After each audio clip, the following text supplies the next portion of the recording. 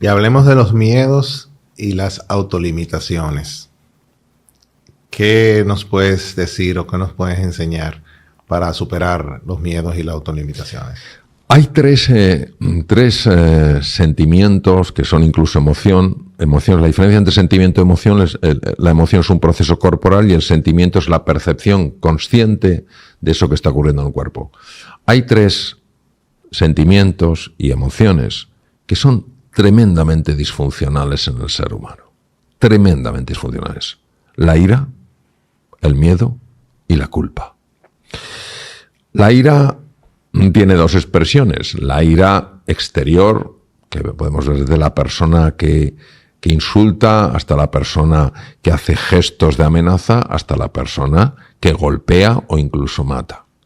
Pero hay una forma mucho más oculta, que es la ira encerrada, la ira contenida, el volcán durmiente. Y que en un momento determinado tu hijo, tu hija, tu pareja, un compañero, un amigo dice algo y saltas con una tremenda violencia, ¿no? Esa es la ira. El miedo.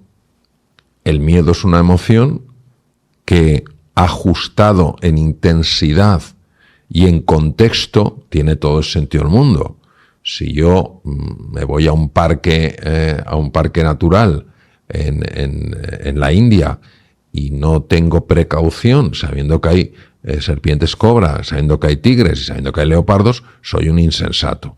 El problema del miedo en el ser humano es que la mayor parte de los miedos son generados por la mente. Entonces, cuanto más miedo tenga yo a una persona, más la voy a atacar. Y voy a sentir que me estoy defendiendo. Yeah. Entonces hay que tener mucho cuidado porque la ira y el miedo son las dos caras de la misma moneda, exactamente la misma moneda. Si yo tengo ira y ataco, tengo miedo a la reacción.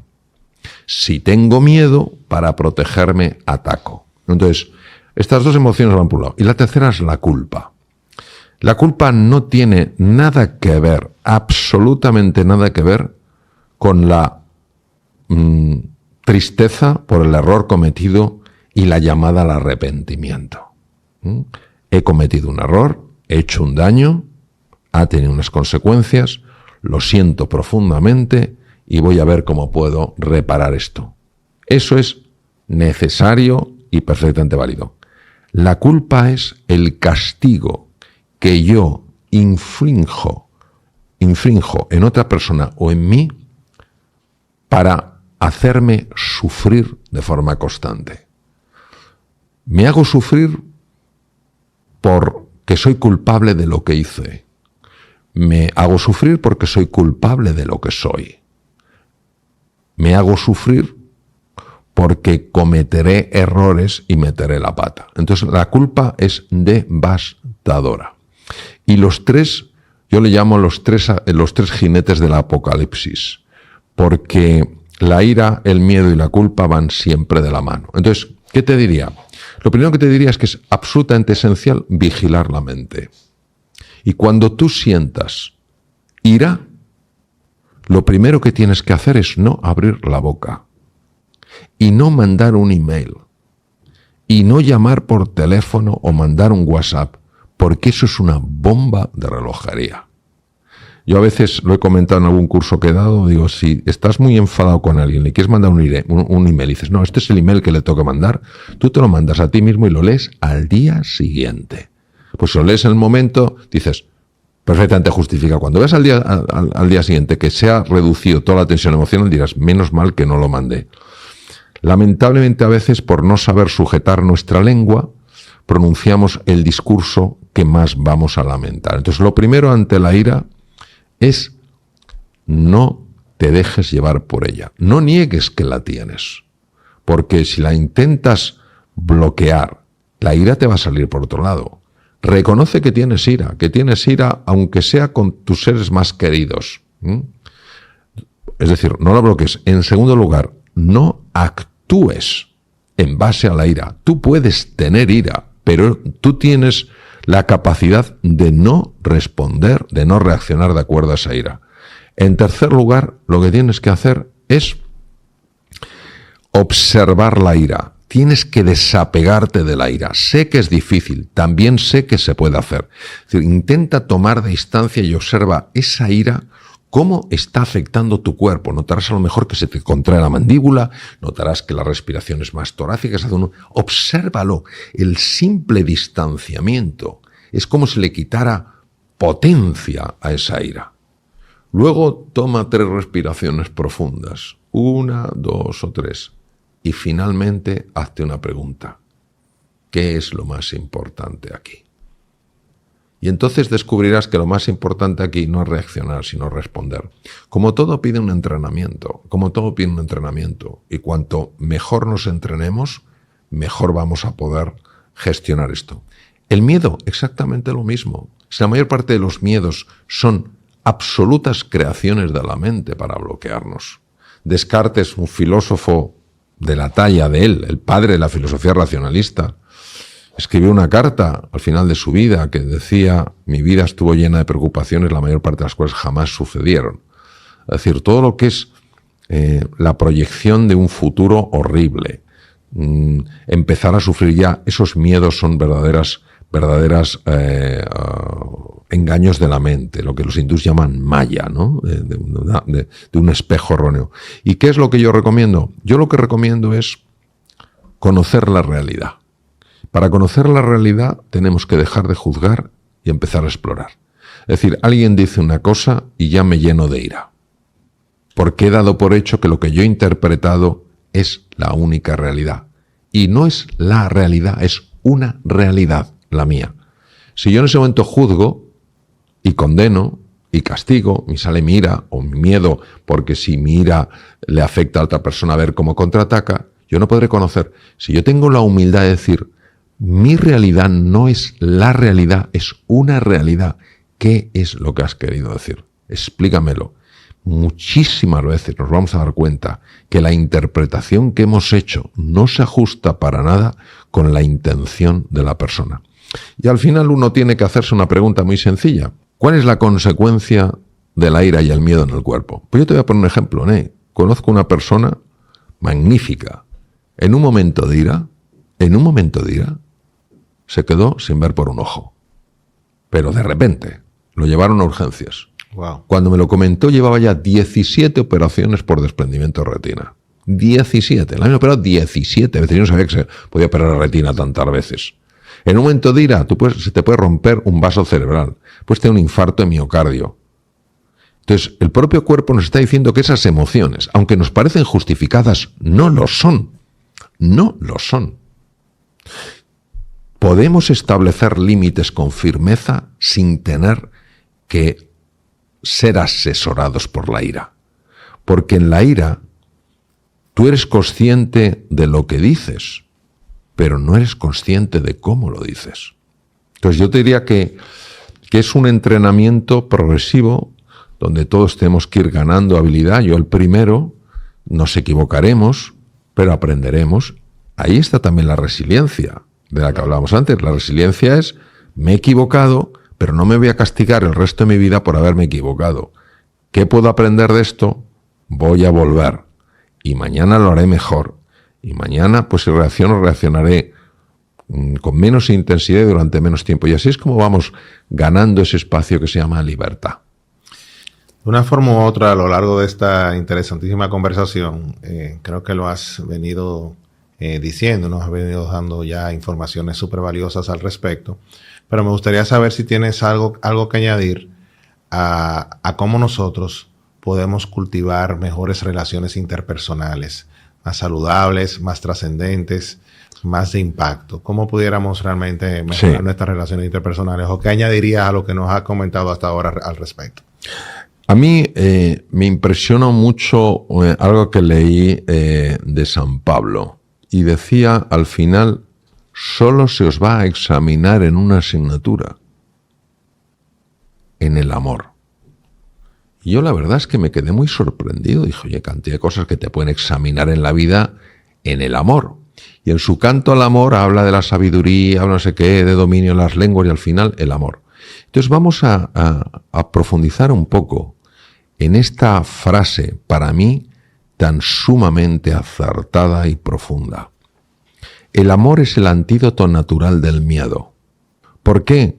Porque cuando tú amas a una persona, no la tienes miedo.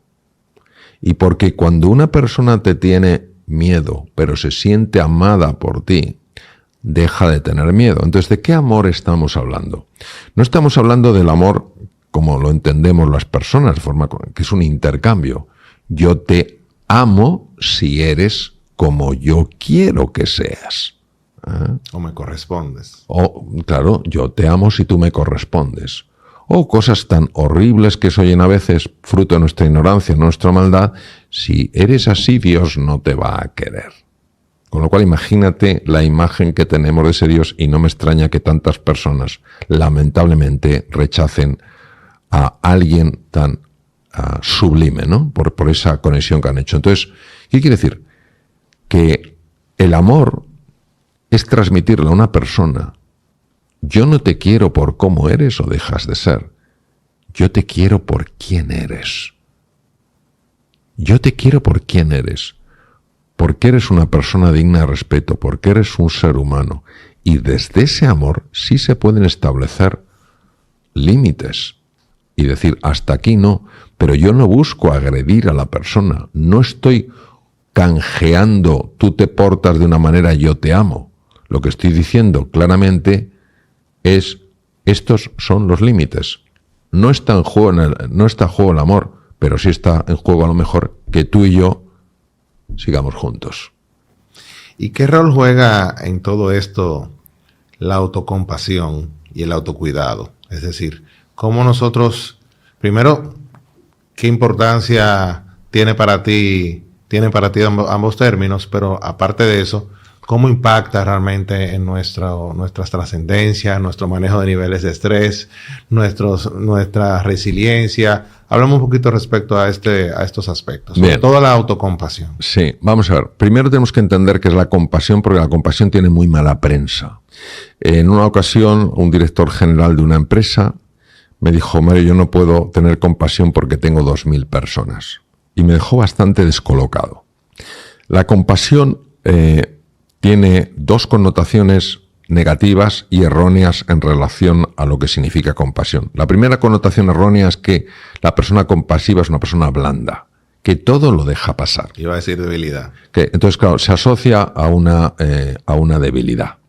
Es curioso porque en el taoísmo la compasión tiene un componente yin y un componente yang. El componente yin es el abrazo maternal y el componente yang es la firmeza. Tú eres firme estableciendo los límites, pero lo haces con amabilidad, no lo haces con dureza.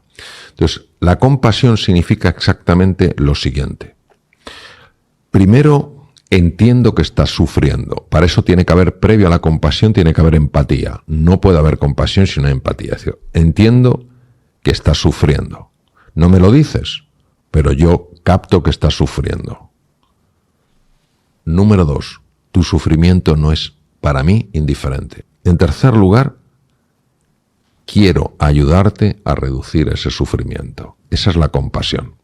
Pero fíjate qué bonito, Ney, que la compasión se diferencia radicalmente de la lástima, en que en la lástima yo me siento superior a una persona, mientras que en la compasión yo me siento exactamente igual a esa persona. Entonces, cuando la compasión se pone en marcha, uno no se ve como inferior a la otra persona, sino como cercano, como alguien que quiere compartir destino contigo. Entonces, la compasión es importantísimo desarrollarla, porque es el bálsamo que cura un montón de heridas. Respecto del autocuidado. El autocuidado brilla por su ausencia, entre otras cosas, porque fíjate, antes hablábamos de la ira, del miedo y de la culpa. Fíjate qué curioso, muchas personas, si se cuidan, se sienten culpables, porque asociamos erróneamente cuidarse con ser egoísta. Y esto lo he visto yo especialmente frecuente con mujeres, que si van al gimnasio, que si se cuidan, que tal cual, son egoístas porque tendría que estar en casa.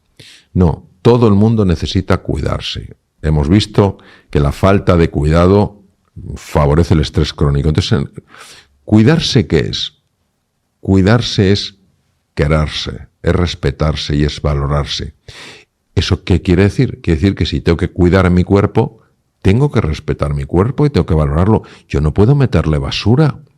Lo mismo que no dejaría que echaran un cubo de basura en el salón más bonito de mi casa, en la habitación más bonita de mi casa. No lo permitiría. Entonces, lo primero es que tengo que tener cuidado con lo que como. O sea, yo me acuerdo una vez, estaba en Asia, me fui a comer unas galletas, tenía un hambre horrible, y las galletas miré y vi que tenían grasas trans. Las grasas trans están prohibidas, son tóxicas. Chico, pues cuidado, a la basura, y me aguanto con mi hambre. Entonces, cuidado, si veo que el ejercicio físico yo lo necesito porque pierdo masa muscular, las articulaciones sufren, el corazón sufre, etcétera, cuidarse implica querer mi cuerpo, pero también cuidarse implica querer mi dimensión psicológica, mi dimensión mental. Si yo me estoy castigando constantemente, me estoy recriminando todas las cosas que hago mal, si no soy capaz de reconocerme nada de lo que hago bien, si siempre estoy acusándome y declarándome culpable, ¿dónde está ese cuidado de la mente? Me convierto en mi peor enemigo. Y luego cuidarse también es la dimensión más espiritual, más anímica, es decir, cuidarse también implica buscar esa reconexión con el misterio, con la naturaleza, con los demás. Entonces, ¿por qué muchas veces no nos cuidamos? Primero, porque no somos verdaderamente conscientes de las consecuencias de no cuidarse. Siempre le va a pasar al vecino. A mí esto no me va a pasar. Eso es lo primero. Y en segundo lugar, Ney, porque realmente no nos queremos. Nos aguantamos. Fíjate lo que dijo Blaise Pascal en el siglo XVII, el gran filósofo francés. Dijo: descubierto el origen de la infelicidad del ser humano. Toma ya. Su incapacidad para mantenerse solo en una habitación. Fíjate que se han hecho estudios, esto va a ser difícil de creer, es real, donde personas han preferido recibir descargas eléctricas a quedarse solos en su habitación. Si tú te das cuenta hoy en día, el nivel de distracción que hay, ¿por qué hay tanto nivel de distracción? ¿Por qué necesito distraerme cada 2x3? Porque me cuesta estar solo, me cuesta estar sola. Entonces yo creo que cuando nos queramos un poco más y seamos conscientes de las consecuencias beneficiosas de cuidarse y de las consecuencias negativas de no cuidarse, no lo tomaremos en serio. Bueno, Mario, yo quisiera seguir eternamente con esta conversación, pero pues obviamente tú tienes una agenda muy ocupada durante esta visita, o sea que de mi parte te quiero dar las gracias personalmente, porque esta conversación a mí en lo personal pues me ha enriquecido mucho y me ha dotado una vez más de más herramientas para seguir adelante. Y obviamente en nombre de todas las personas que van a ver y escuchar este podcast, que estoy seguro que también te van a extender de manera mental su gratitud, que ya es un tema de lo que hemos hablado aquí. Como ya es costumbre, yo sé que de una forma u otra pues te has expuesto a él, pero te lo quiero dar dedicado. Gracias por impactar positivamente tantos cientos de miles de vidas. Pero más que eso, gracias por el privilegio de poderte llamar amigo. Con aprecio, Ney. Muchas gracias, Ney. Lo recibo con muchísimo cariño. Tuve efectivamente la suerte de poderlo leer. Te doy la enhorabuena porque en la vida alcanzar la sencillez en los mensajes de las cosas más difíciles.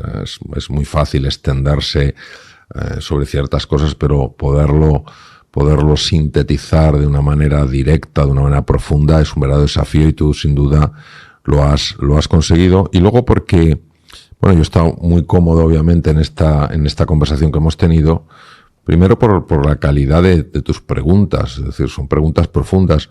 Segundo, porque en el libro efectivamente hablas de preguntas, es decir, la mayor parte de las veces andamos buscando respuestas y lo que tenemos que hacernos son preguntas que no nos hemos hecho para llevarnos a explorar respuestas en sitios donde normalmente no buscamos. Excelente. De verdad, Mario, gracias por este regalo. Gracias a ti.